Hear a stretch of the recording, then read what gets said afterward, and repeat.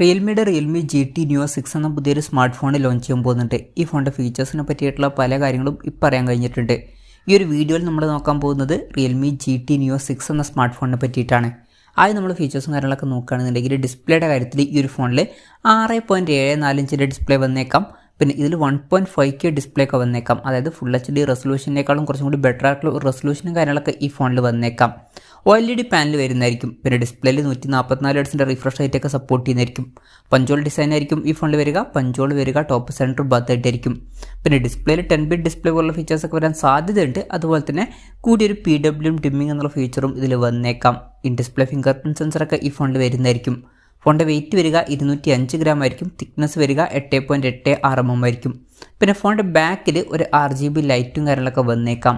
പ്രോസസ്സറിൻ്റെ കാര്യത്തിലോട്ട് വരികയാണെന്നുണ്ടെങ്കിൽ ഈ ഒരു ഫോണിൽ mediatek dimensity 9200+ എന്ന പ്രോസസ്സർ വരാനാണ് സാധ്യത.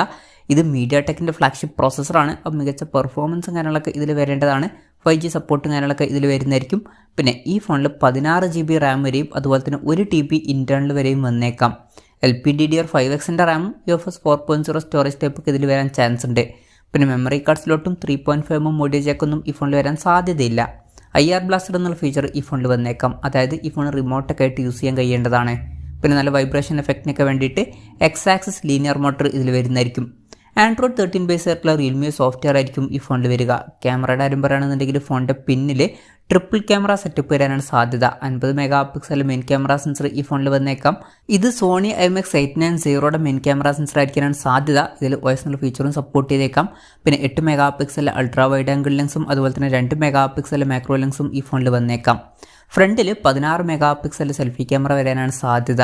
ഇനി ബാറ്ററിയുടെ കാര്യം പറയുകയാണെന്നുണ്ടെങ്കിൽ 5000 mAh അല്ലാന്നുണ്ടെങ്കിൽ 5200 mAhൻ്റെ ബാറ്ററി ഇതിൽ വന്നേക്കാം.